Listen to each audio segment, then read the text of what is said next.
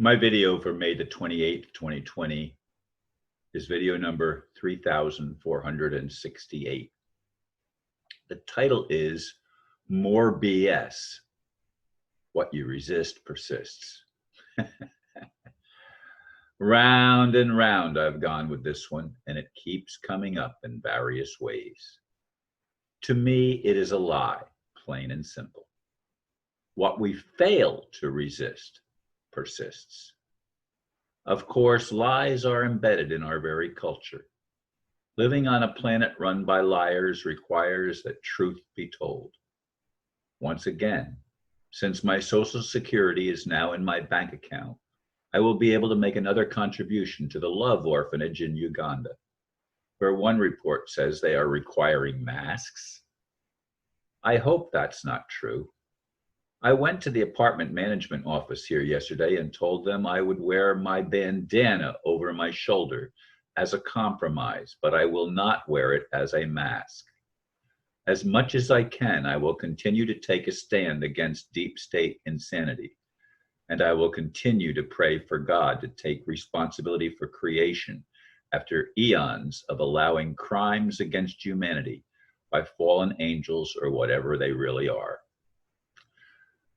Yes, here's the paper for the Rosemary Child's Love Orphanage, which now, even with all their food stolen, and that's why I'm trying to raise money for them, they've added another orphanage. They now have 34 orphans that they're taking care of. And in Uganda, I got a report, it has nothing to do with the orphanage itself, but that Uganda, which is an equatorial country, basically speaking, it's in the equatorial region of the world, they're requiring masks.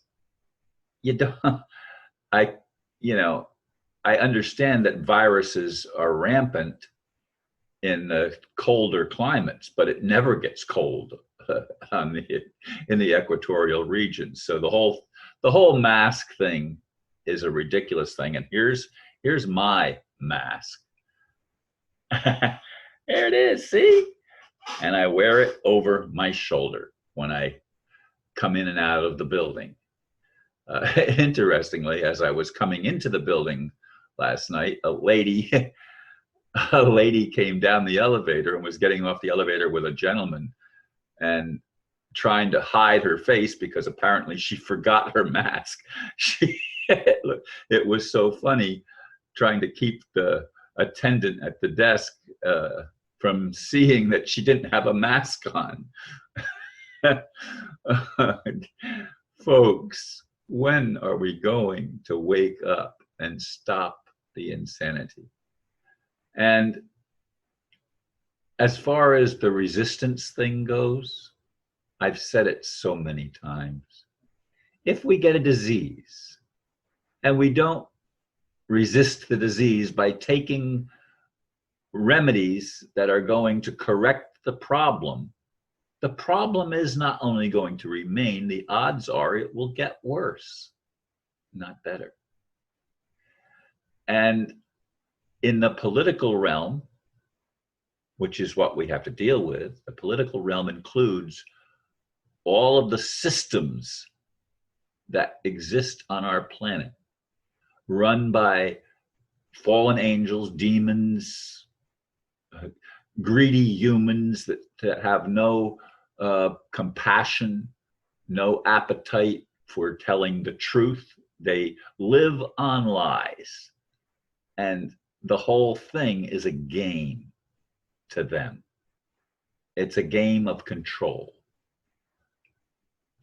We've got to resist that. We've got to point out the reality that we have to deal with. Now, of course, it's not. There's a higher reality. I hope there's a higher reality. I hope there's a creator that actually does love us and cares. And I used to think that, well, he sent his only son. Of course, he wasn't. Jesus wasn't his only son, but that's what I was taught. We're all sons and daughters of God or of creation, aren't we? We're all in this together, are we not? When are we going to start pulling together and stop resisting the nonsense that separates us, including religious ideology and so-called fake spiritual principles? What you allow will continue to dominate you. If an animal attacks you, well, here's an interesting thing. Sometimes if an animal is attacking and you don't resist, the animal will leave you alone. So there's maybe a little bit of a contradictory experience that some people have, where failing to resist preserves life. So there are mixed messages. There are paradoxes. We live in a world of paradox, where the ones that often pretend to be so good aren't. How many of the ministers, just in my area, but around the world as well, complied to shut down their churches and synagogues and meeting places because they were compelled by a government law that they allowed to override their right to worship as they chose and to congregate and meet together in a group? There's so much stuff going on in our world that just does not register with me, does not make sense. We've got to take a stand.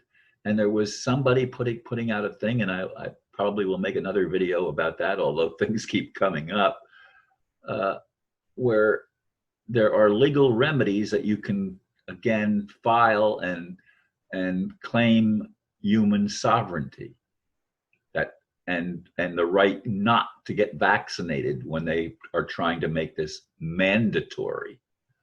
It's insane, folks.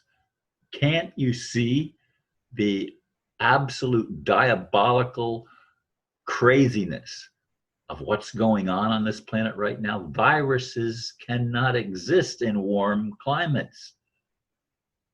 As the summer goes, the viruses always decrease as summer in America and Europe reaches. The viruses always decrease and then come back when cold weather sets in, which is why it's insane in Africa where it doesn't get cold. They don't have winter in the equatorial regions of the world.